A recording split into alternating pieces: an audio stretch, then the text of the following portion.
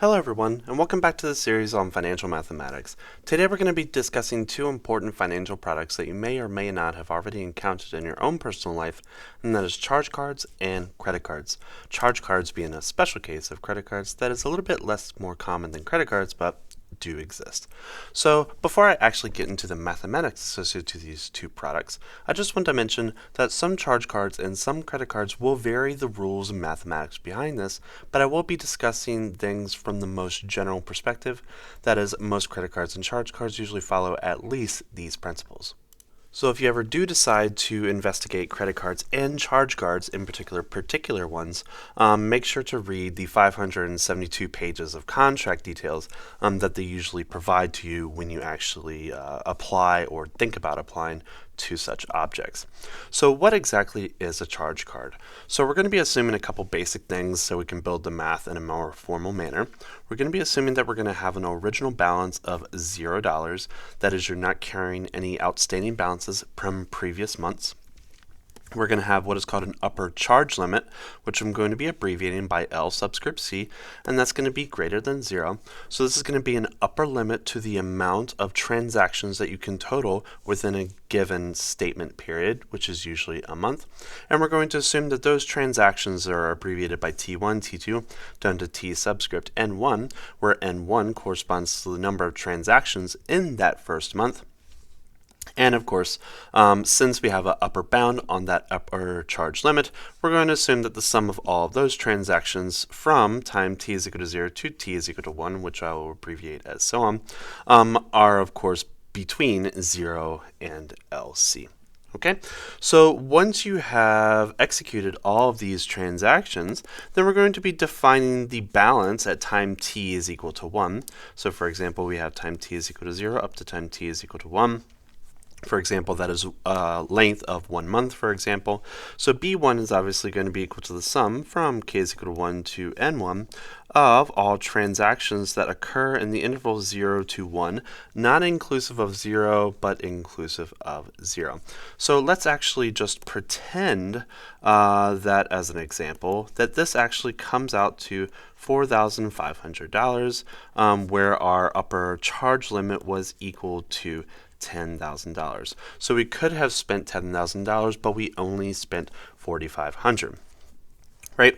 So once this balance has occurred, which is usually generated at this particular time inclusive of 1, then we have another time period from t is equal to 1 to 2, and some point in the near future of 1, typically a week, typically a few days at least. Let's assume that this is 1 plus 7 divided by 31, so that would be a week later from the end of the last statement date. So this obviously would be the due date of this balance. So now let us discuss what the primary difference between charge cards and credit cards are. All right, so this is the biggest difference. So charge cards require, or typically require full balances to be paid off, else a fee or a potential account closure will be imposed, right? So if you don't pay off your full balance by that due date, you're going to cause a lot of issues with this card. So for example, if you do not pay your balance off in full at time t is equal to 1 plus 7 over 31, they can cut your account off permanently or induce heavy fees. And until you pay that balance off, they're going to, do a fee per day, for example, and they won't let you charge any more, even if you have a difference between your $4,500 and your $10,000, right?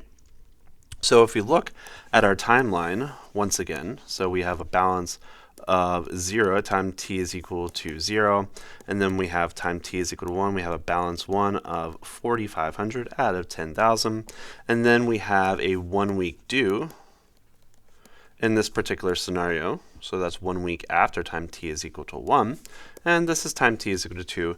So keep in mind, since we do not have a balance due between 1 and 1 plus a week later, we can still be spending money in this time. So here we can still spend our $5,500 difference from our upper charge limit of $10,000, right? But if you do pay off this balance of $4,500 at time t is equal to 1 up to the due date, then you should be able to spend, again, that $10,000 if you pay off our B1 at time t is equal to 1. That's the most ideal setup that you could do. Right? So what exactly is so special about charge cards? Because obviously it seems like it's forcing you to pay off that balance. Well, from the perspective of the bank, you give them $4,500, not a subset thereof. So they get that in some sense in a more liquid format than you sort of taking out a loan and paying back, $200 every month. So the main difference on our side, from the consumer side, is that there is no interest that is being compounded on top of our balances because our balance are not allowed to extend past, at least significantly past, the time for which we make those transactions, right? So that is the primary difference with charge cards and credit cards. So charge cards require us to pay our balance in full. They do not typically consider interest, but if you do not make that payment in full, then you risk having a fee, you risk being reported to a credit agency, and you also risk that account to be closed, right? But since you are giving them a lot more money up front, usually these types of cards will allow you to have more rewards like travel benefits and points and all type of reward system structures, but that's usually dependent on the type of credit card. But those are the main things they definitely should know when it comes to charge cards. Now let us go into the details of how charge cards deviate from credit cards. So now let's start talking about credit cards. So we're going to be assuming the same start-off structure. B0 is equal to 0, LC greater than 0, and the sum of the total transactions from 0 to 1 is between 0 and LC. Now, LC is not called a charge limit for credit cards. This is usually going to be referred to as a credit limit instead of a charge limit, right? So a couple little semantical detail differences, but it's still going to be represented by LC because it still functions the same exact way. So the main thing that is different from charge cards and credit cards is the first. It requires a minimum payment, which I'm going to be abbreviating by P superscript M, and this is always between 0 and LC, not inclusive of those boundaries. If we were to include LC as the upper boundary for P min, then in some sense this functions just like a charge card. And obviously, if it doesn't require you to pay anything back across the month, then in some sense, this is a loan with a 0 interest rate. Extremely uncommon, but there are some special cases. For example, the first 2 months or the first 1 month or first 15 days, you're not going to be charged interest or something like that. So that's the first thing. It allows for a minimum payments. The second important thing is that it does not charge interest if the balance is paid in full, right?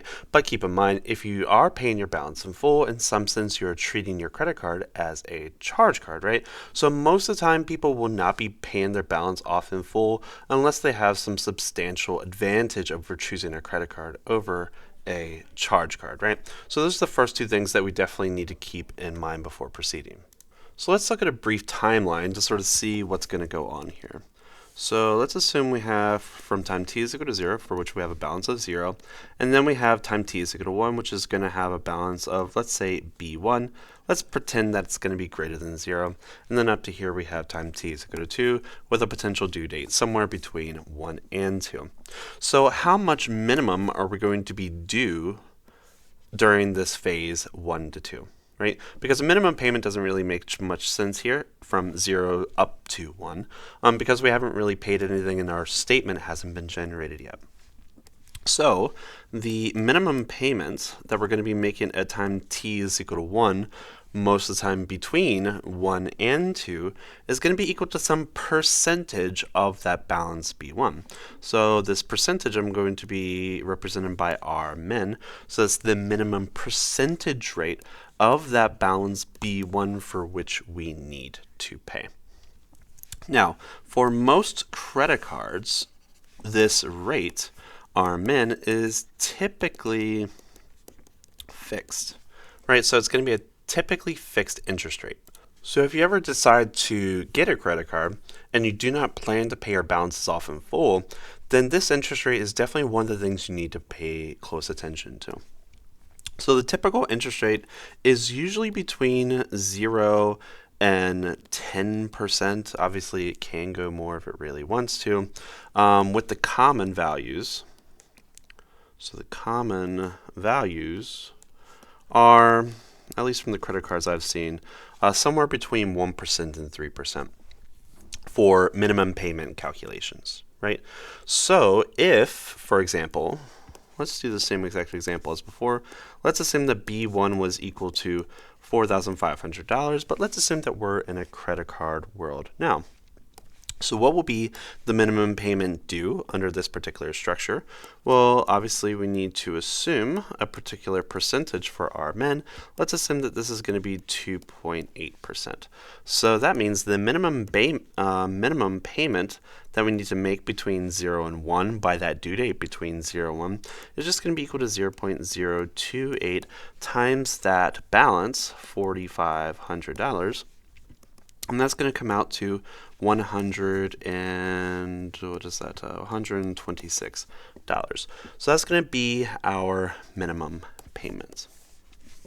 Right? So let's sort of list out the options that we have. So you can pay $126 or more without incurring a fee, right? So it's the minimum balance, right? So if you do not pay your minimum balance, you will incur a fee and you potentially will be reported to credit agencies, right? Right, but if you pay $126, that's the contract, so you don't need to pay any more than that, right? So that's a hard line bottom payment. So that's the first thing.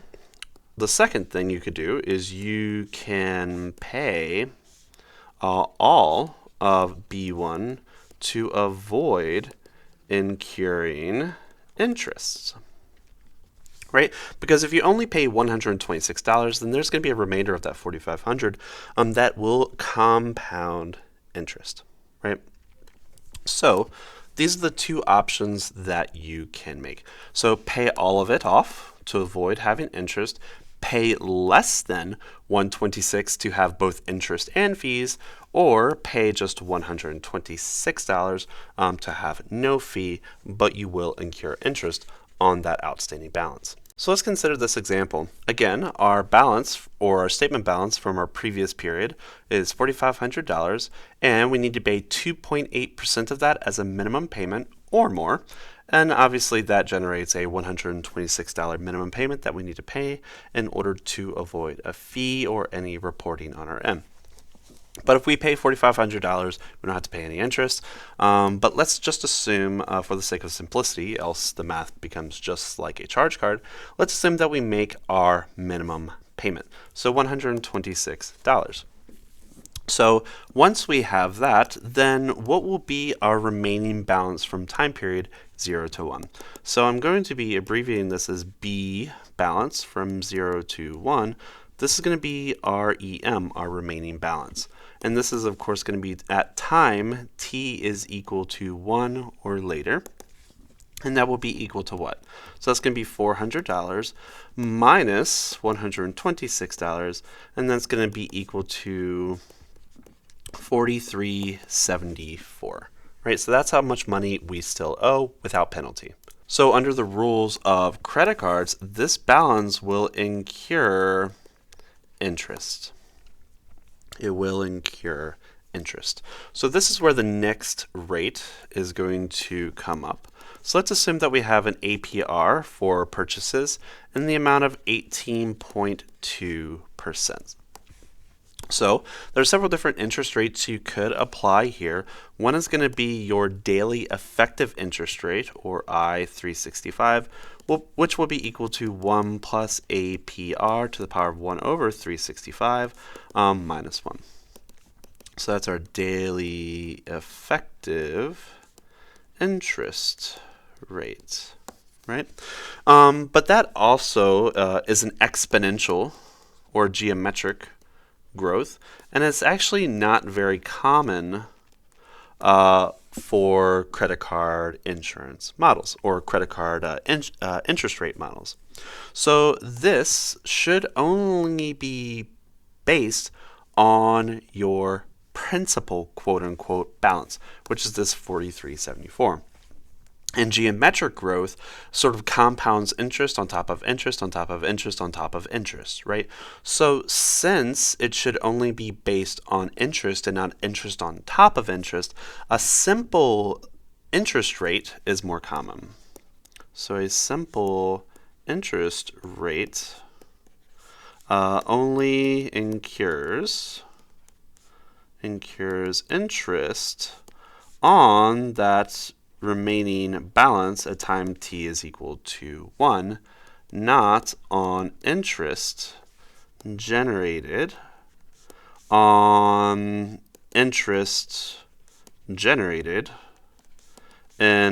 1 to 2. So it doesn't incur interest on top of interest generated in 1 to 2. Right? So not on interest generated, on the interest generated in that run. So it's not interest upon interest upon interest. It's only based on that, our outstanding balance. So it should be a linear trend. So the interest rate that most people do is what is referred to as a DPR, or a daily periodic rate, which is commonly just going to be equal to your APR divided by 365. So in our particular case, that's going to be equal to 0.182 divided by 365, which is going to be equal to 0.000499. And if you want to sort of compare what that would be for the effective one, that would come out to 0.000458, right? But just because it looks smaller, it actually is larger in the long-term scale of things. So this is going to be our daily periodic rate that we're going to be calculating interest upon via a simple interest model. So if this is the case, what would be our balance at time t is equal to 2? And you might want to pause this video to sort of see if you can figure this out, but it's going to be equal to the following. So it's going to be equal to the sum from k is equal to 1 to n2 of tk 1 to 2. So it's the sum of all of the transactions that occur from time t is equal to 1 to t is equal to 2, plus the remaining balance from time t is equal to 0 to 1, plus any interest generated on that remaining balance. So from 0 to 1 times our DPR times the number of days, which is typically 31 if we did not make any payments, right? So this is assuming that our TK from over here, all of them are positive. That means we didn't make any other payments from t is equal to 1 to t is equal to 2. So if that is the case, then let's assume, as an example, let's assume that we spent $39.50 from t is equal to 1 to 2 in like food and hotels and stuff like that. And then we have our old balance, which is our $43.74 from before. And once you do our balance, $43.74 times 31 times our DPR 0.000499, you will find that's going to come out to approximately 67.61 cents. Right? So what this is going to do is this is going to be added as a transaction at time t is equal to 2 minus. So an instant before 2, almost like an annuity immediate, right? So this is going to be added to the balance of all of your transactions before. So therefore, once you add all of these things up, you're going to have 8,391.61. And keep in mind, let's assume our credit limit has not changed, and that's out of $10,000, right? So now we owe $8,391.61. Now we could make the notation a little bit more easier here by doing the following. So what we can do is we can take this and treat it as a transaction at time t is equal to 2 plus. So an instant after 2, which technically is going to be just 2.0 with no distance in the future. Right? So once we have this, then we can pretty much start off the sequence just like we did at time t is equal to 1, or technically t is equal to 0. Because what do we have here? So if we look at our timeline, because now our present day is now 0, and now we're going to go 1 month into the future, because technically B2 is technically the new present value, which is the future value of 2 months ago. So now our balance is $83.91.61, and we're obviously going to have a due date that's somewhere located right there.